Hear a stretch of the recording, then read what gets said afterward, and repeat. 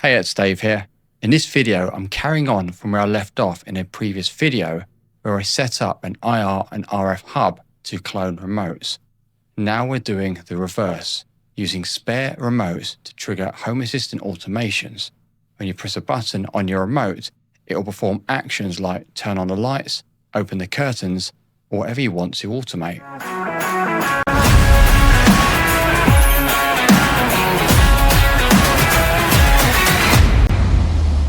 While making this video and the previous one, I made a couple of PCB design mistakes, and I'll cover those as a bonus feature at the end.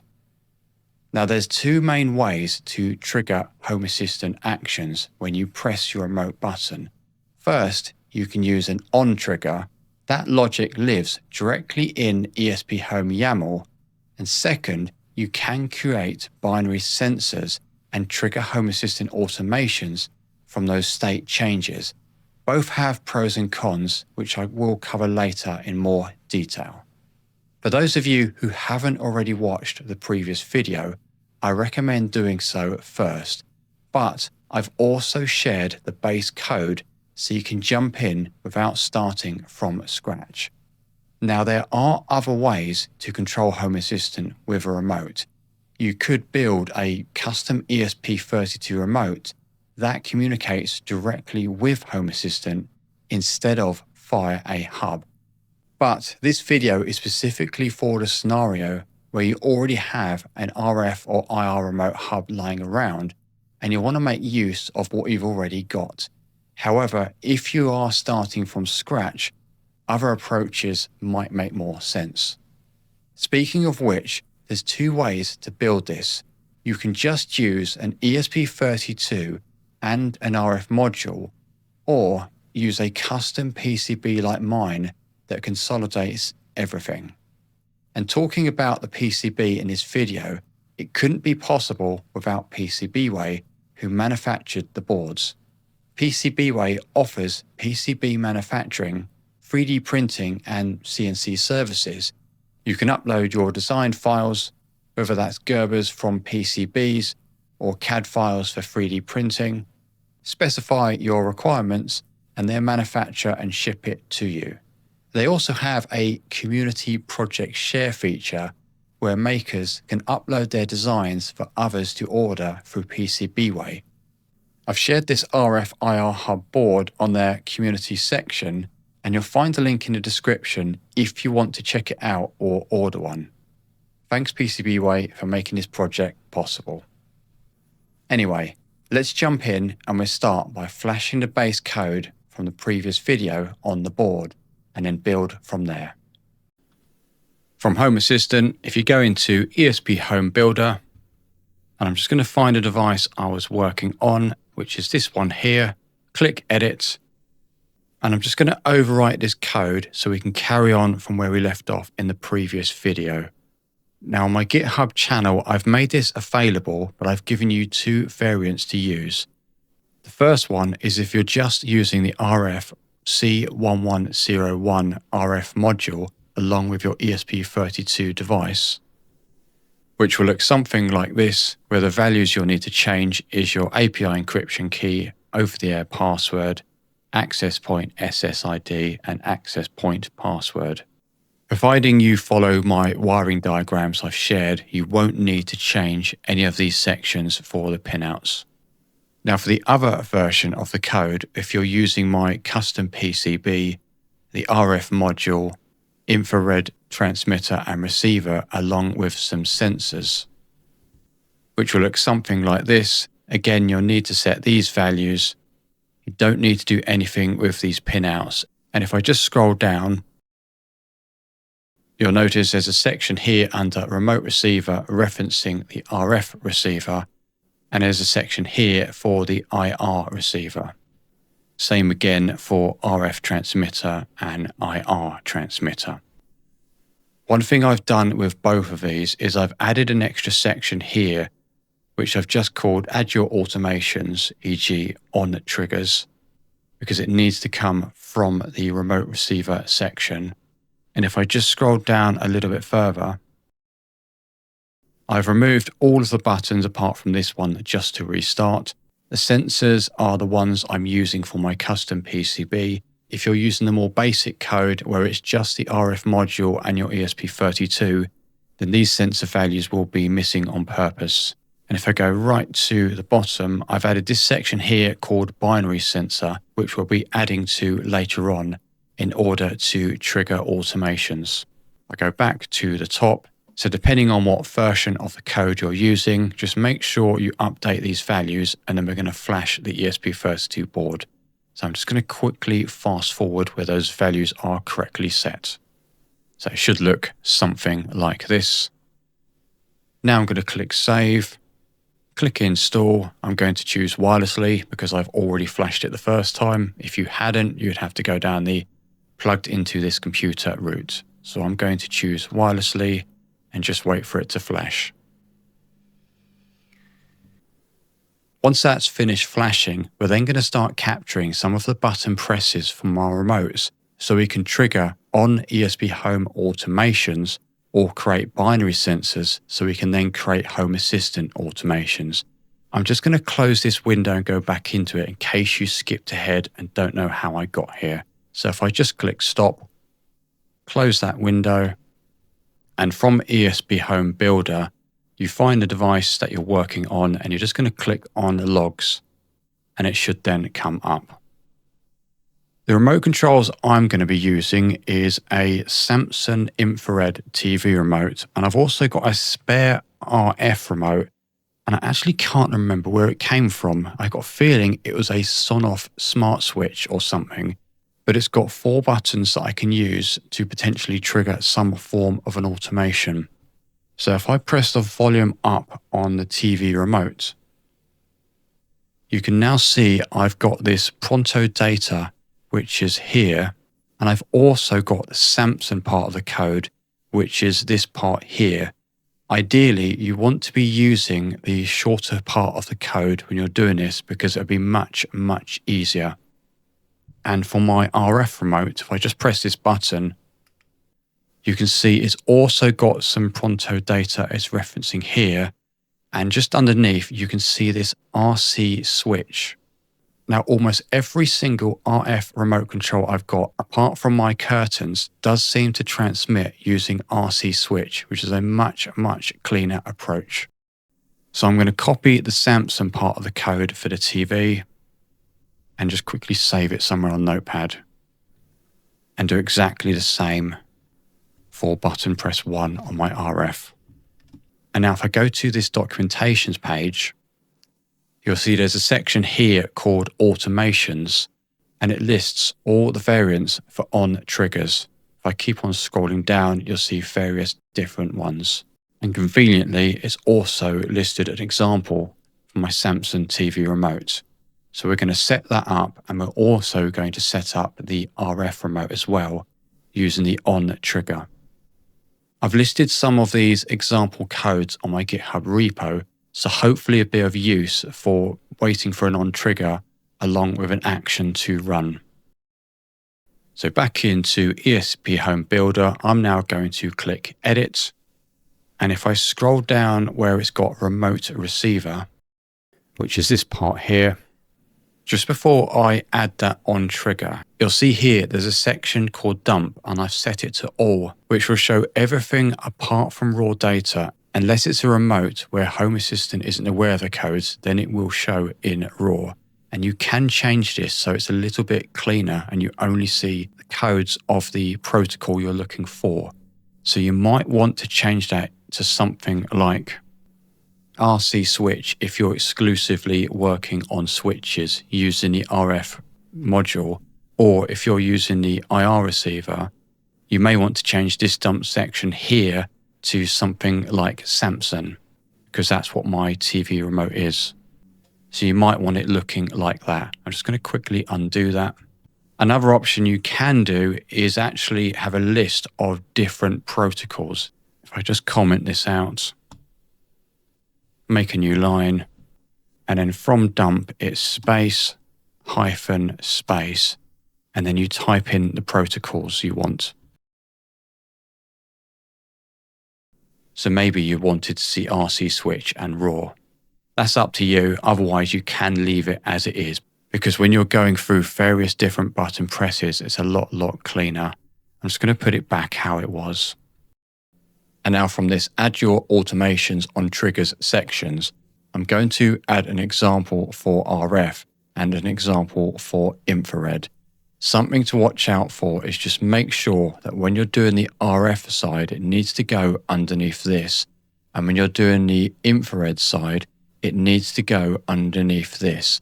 I've done my best by adding these comments section here where this clearly states add your RF automations, and this one clearly states add your IR automations. That's a mistake I made earlier when recording this video, and I had to quickly reshoot this particular section. I'm going to start off by creating an on-trigger automation for RF, which should be here. Now there's a few things I need to warn you about which might catch you out. These two examples are going to be using on RC switch. One of the examples is when I press button 1, it will turn on the light, and the other example is when I press button 2, it will turn off the light. Now, even though in the logs it says data along with some numbers, you have to change this particular section from data to code, and also this particular part where you've got the numbers, you have to add the prefix of 0B.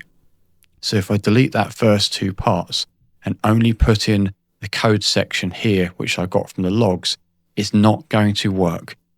Just make sure you add 0B so it looks like this, something again which caught me out. You also notice in these two examples, this one I'm referencing both the code and the protocol, where this one I'm only referencing the code. Both of them work perfectly, so it's up to you what you want to do. I'm just going to go down the cleaner route and not worry about the protocol. But perhaps if you've got multiple different RF buttons, maybe you need to specify both the code and the protocol. But both examples work perfectly, and I will link them in my GitHub channel so you can use them as a template. The top one will turn on the light, so you've got here light.turn-on, and then it's got entity ID light.sonoff along with some characters. Another thing to watch out for is not all light switches are known as lights, because I've got various Sonoff devices which are actually known as switches, so you might find it switch.turnoff opposed to light.turnoff. So just be careful on that. This one again does the opposite, it's just going to be light.turnoff along with light dot and the entity name. And you can see that code is ever so slightly different to that, because one's to turn the light on and the other's to turn the light off. And just before I flash this and save the changes, even though you can look at this and see, okay, we've got an example to turn the light on and we've got an example to turn the light off, as soon as you try and save and flash it, it's going to moan at you about duplication, because you can only have the on RC switch referenced once. So what you'll have to do is delete the first two lines and then have it so it looks something like this, where you've got on RC switch, then, and you've got the condition and the action, and here you've got the second condition and the action, because there's a good chance you're probably going to be using multiple on RC switches. And if that's the case, just make sure you don't come across that mistake where you're running into the duplication error code. If I leave that there, I'm now going to scroll down and do the same for IR receiver.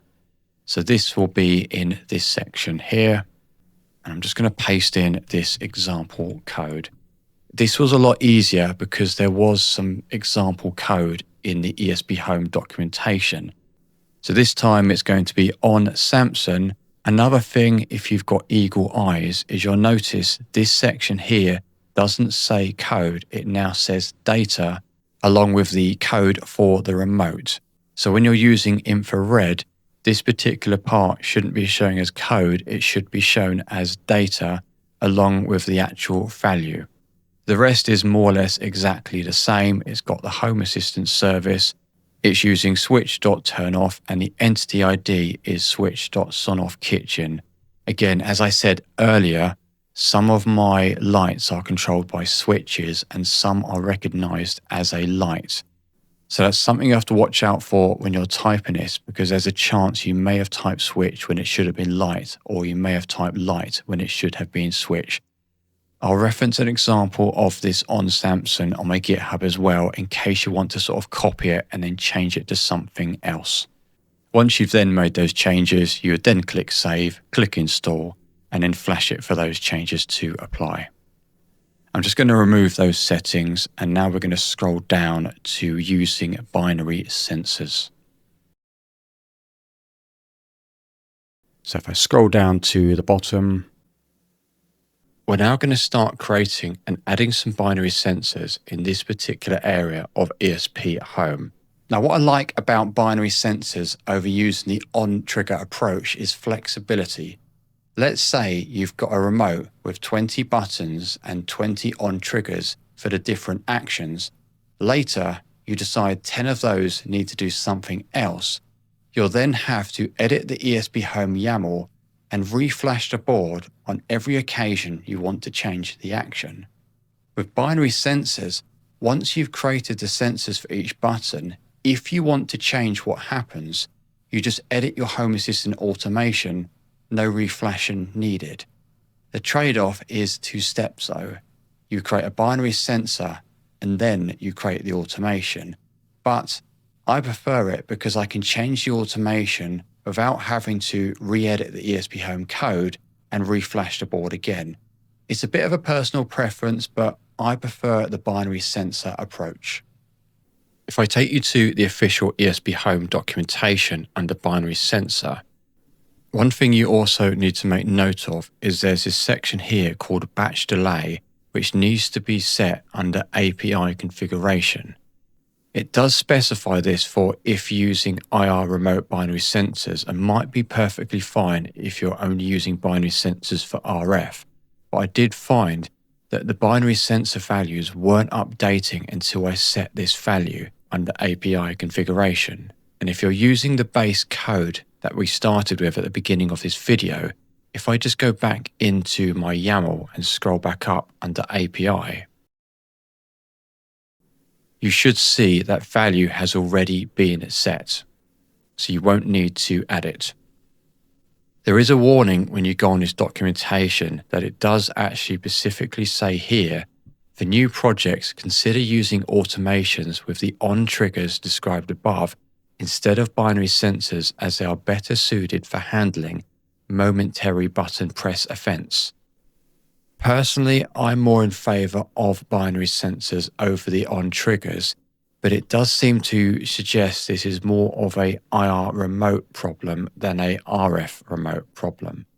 But my opinion is I'm actually going to go down the binary sensor route, just because I'm more in favor of, if I then want to make a change of when I press the button, I can just change my Home Assistant automation instead of having to edit the YAML in ESPHome and keep on reflashing the board on every occasion. It does list some example code here in terms of creating a binary sensor. And if I scroll down, you can see a little bit more that it specifies here. And I have created some examples that you can use as a template on my GitHub repo. Now, before you create these binary sensors, you will need to go back into the logs, press a physical button, and capture that code or data. I'm just going to quickly open up another tab. So I'll go back into ESPHome Builder, find that device, and go into logs.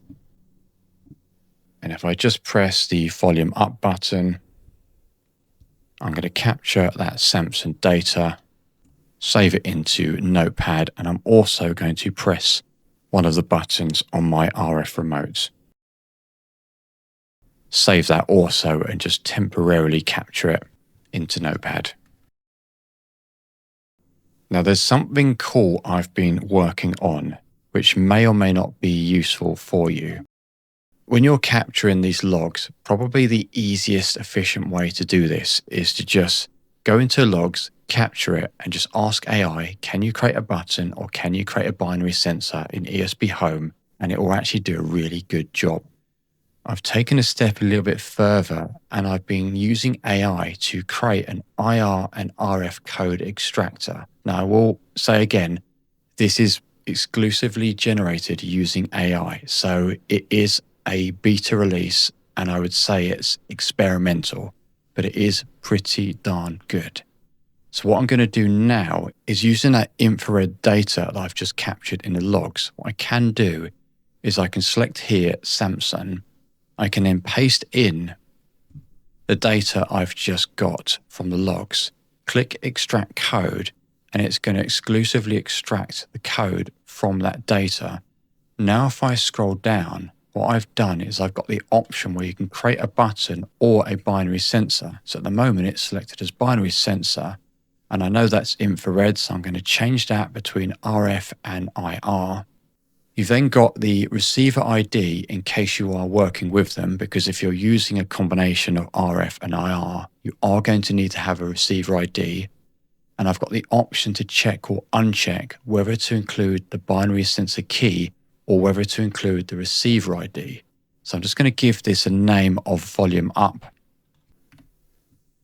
And now when I press generate YAML, it's automatically created the YAML of the binary sensor that I can now copy and paste directly into ESPHome.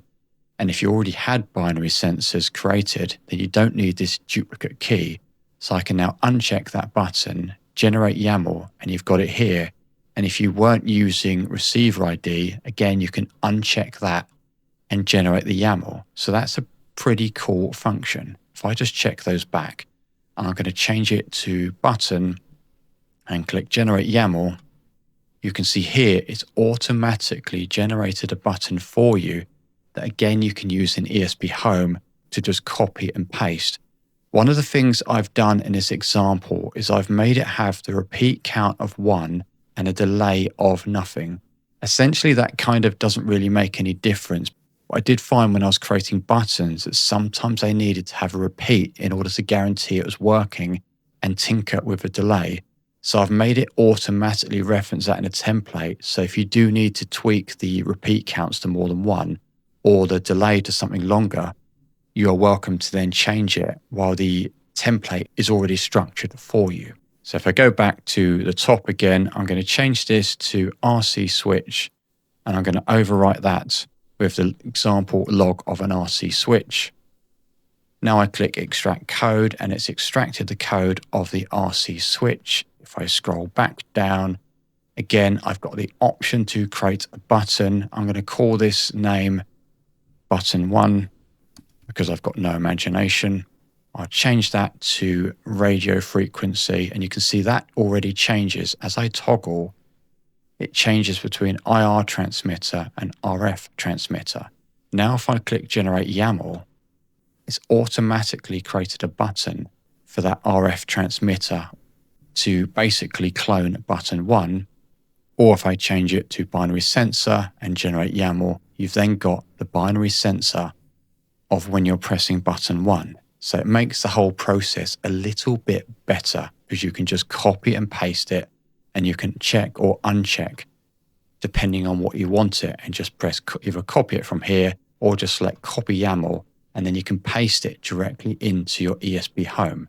So if I just check receiver ID, copy that, go back into the code and scroll down, under this section here, binary sensor, I can then just paste in that value, and it's automatically got platform template, remote receiver, RF receiver here. It's given it a name, and it's got all the data, and then you can just flash that board and it works.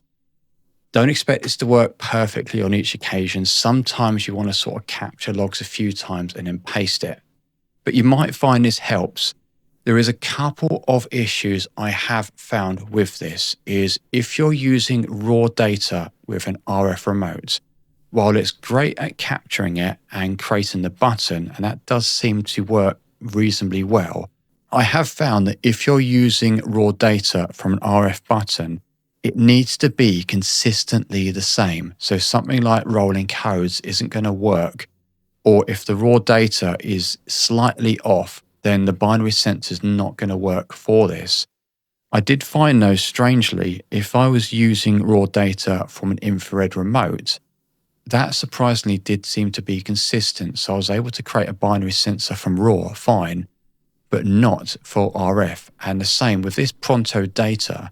When I was creating that, again, I can create the buttons beautifully, but I found that when you're creating binary sensor, it seems to be inconsistent and not work.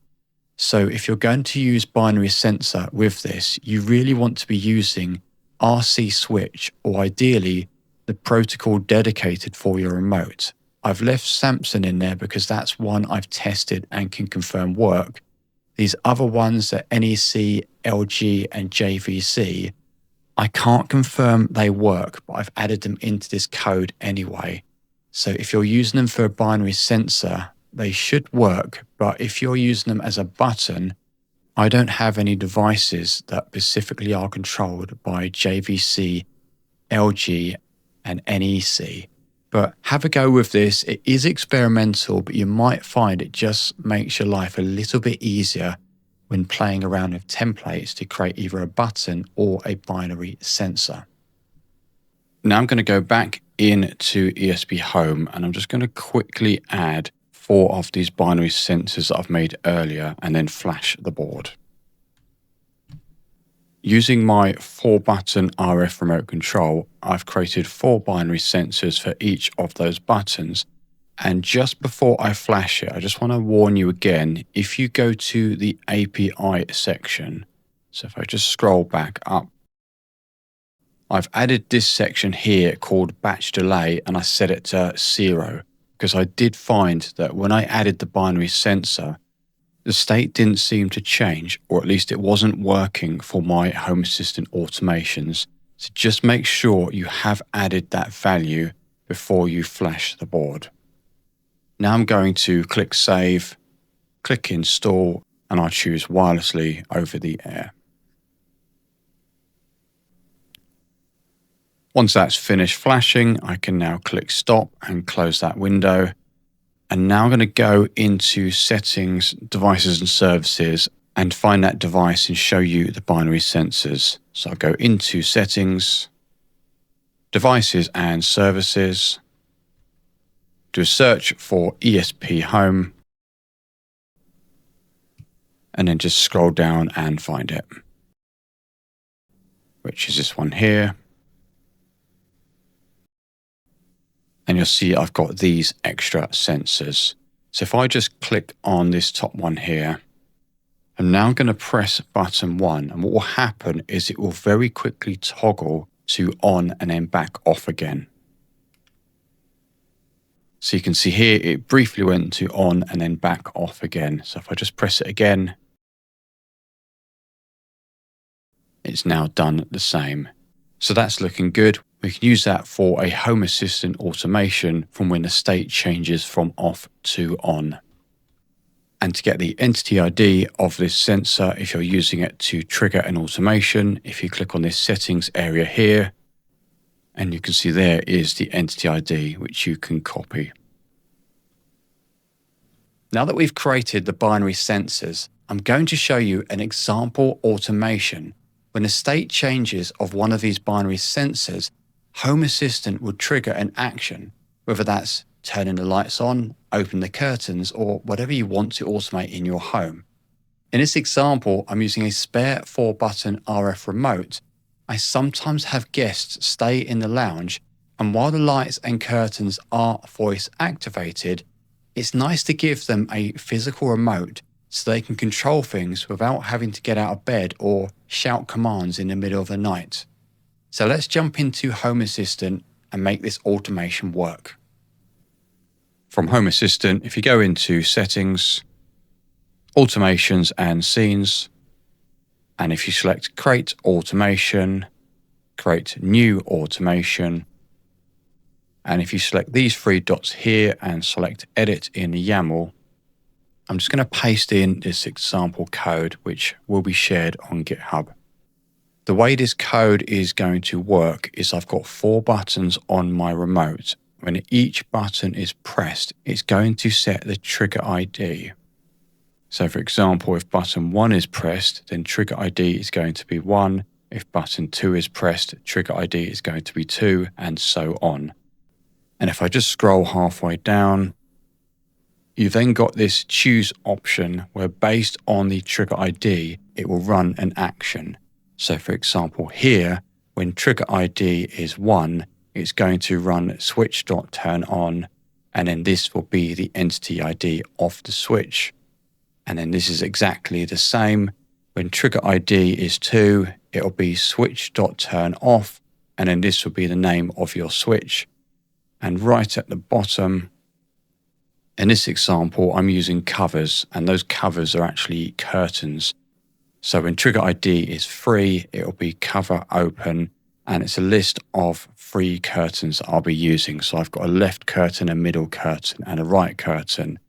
And the final option is basically doing the reverse. When trigger ID is 4, it's then going to close the cover, which will close those 3 curtains.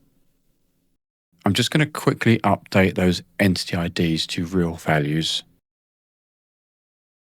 So it will look something like this. Now, just before I save this, if I click on these 3 dots here and select Edit in Visual Editor, you can see a slightly easier explanation of it working. So you've got these for when values, when IR Hub Demo RF changes from off to on. And you can see there, that's the entity ID of one of the binary sensors. This is optional but preferred if you make it when it changes from off to on opposed to just on, because some of these sensors might toggle to an unknown state and then off, which will then cause false triggers. So I've made it when it goes from off to on. These are going to be exactly the same. It's going to then create a different trigger ID, and it'll be a different binary sensor. And if I scroll down to the second half, you've got this option here, choose between, and you've got those 4 triggers. So if I just click on this first one here, you've got if trigger ID is 1, you can always change it using the checkbox. And you can see here I've got the action, which is going to be a switch turn on, and it's going to turn on the kitchen lights. Now I'm going to save that automation. So if I just press save, click rename, and that automation is now live. And just to make sure it works, if I toggle between the buttons on my remote, you should see these when values are being activated. So if I press button 1, I'm expecting this part here to say something. And that's looking good. You can see it's been triggered. Now I'm going to press button 2. You can see that's been triggered, button 3 and button 4. Okay, that's the automation side wrapped up. But before I finish, I want to give you a behind the scenes look at the PCB development journey. It's been quite a learning experience. When I was designing the first revision of the PCB board, I came across 2 variants of the RF modules. There was a blue variant and a green variant. And even though they both looked exactly the same, the pinout order was completely different. So I was making that decision, do I have a carrier PCB that only works for one of the variants? But then if someone else decides to use that PCB and they've got the other variant, it's not going to work.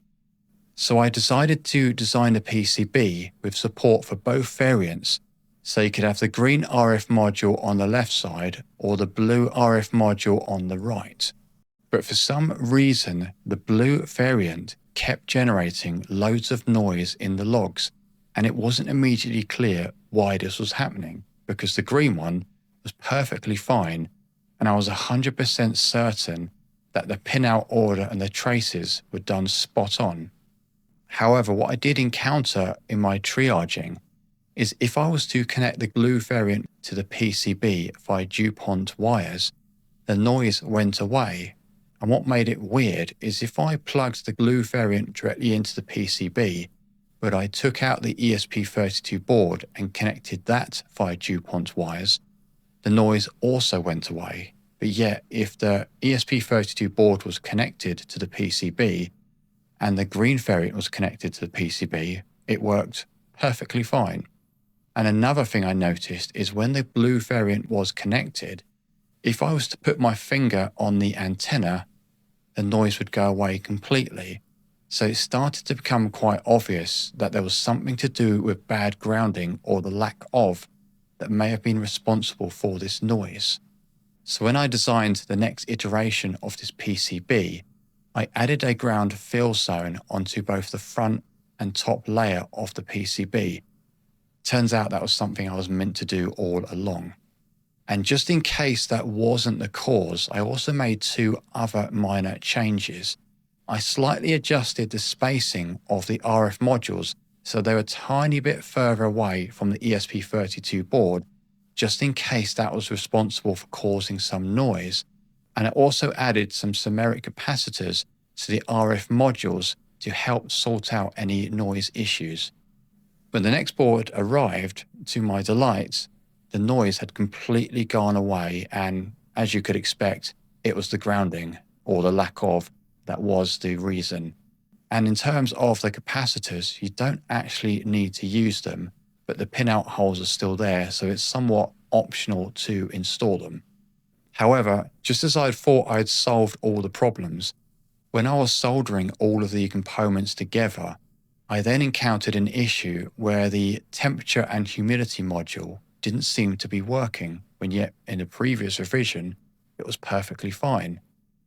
I then went into KiCad to try and figure out what mistake I may have made, and it turns out at some point when I was making the iteration, some form of corruption must have happened in the PCB project file, and it left one of the ground wires to be unconnected to the temperature and humidity sensor.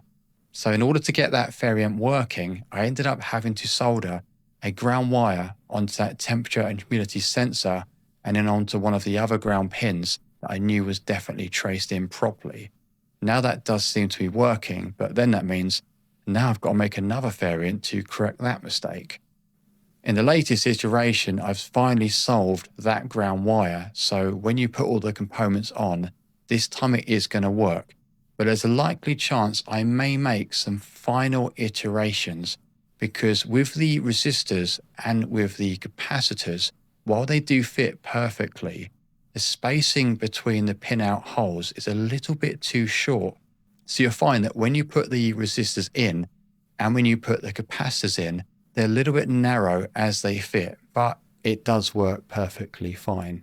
Now, for those of you into PCB design or learning KiCad like myself, I would generally love to hear your experiences in the comments. What problems did you hit, or what would you have done differently?